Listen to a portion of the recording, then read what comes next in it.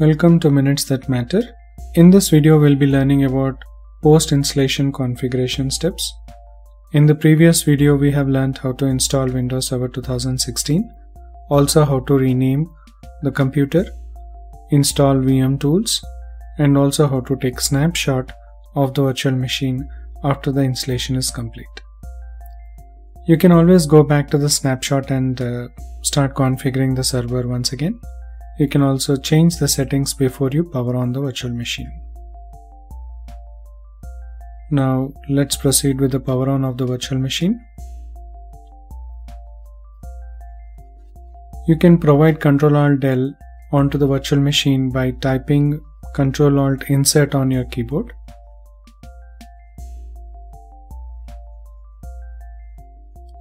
And log in with the administrator's account. Now once you log in, your server manager will pop up automatically. It will take just a few seconds to load properly.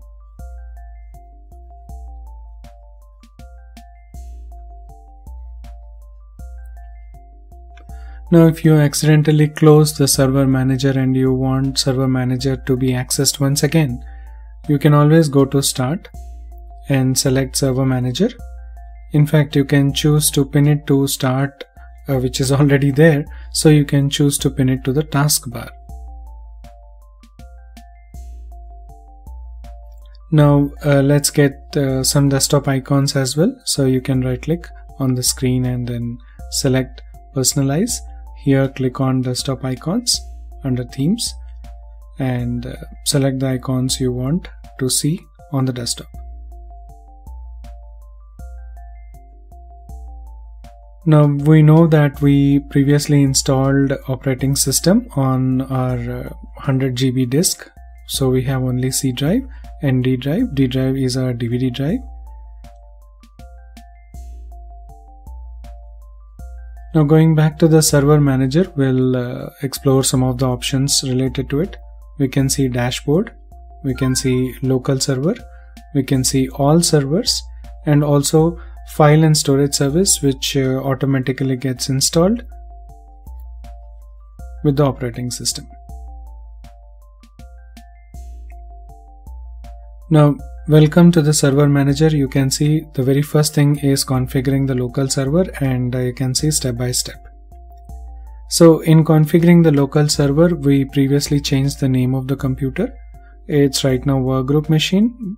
Firewall, Windows Firewall will be always on by default. Let's change the IP address.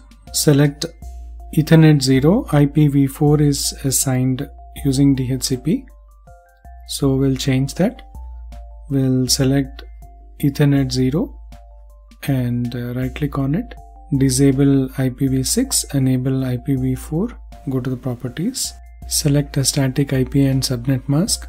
Preferred DNS will be same as IP address because we'll be installing DNS in the same machine. Now you may not see the changes, so click refresh to see the difference. The new IP address will be visible on Ethernet 0. Now you can change the time zone and clock date settings. Now by the way, what we can actually do is on VMware Workstation, we can go for VM, we can go for settings and click on options and select VM tools, and we can synchronize guest time with the host and update VM tools automatically. Now we can give OK. So during the next restart, the VM tools will be updating themselves, setting the proper system time, synchronizing it with the base machine or the host machine. Now let's see a few other things, like once we are done with configuring the local server, we can go with the second step, that is adding roles and features. Right now we are on server 1. We can manage multiple servers from this window. So we do have role-based and feature-based options. So we'll select that. Here you can see the list of roles. We can choose one, but we are not going to choose any right now.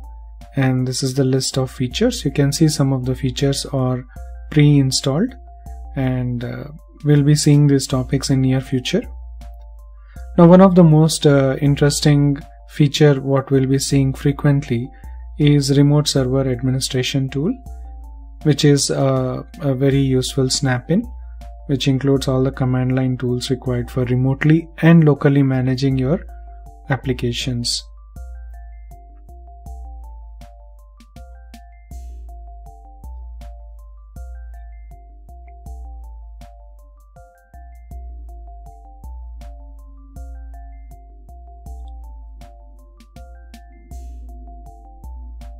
Now we can see that this is all about our local server. If you scroll down in local server, we can see events right now running on the computer. We can see services running on the computer, and we can also check the best practice analyzer, use that to test the status and see what are all the things which are missing.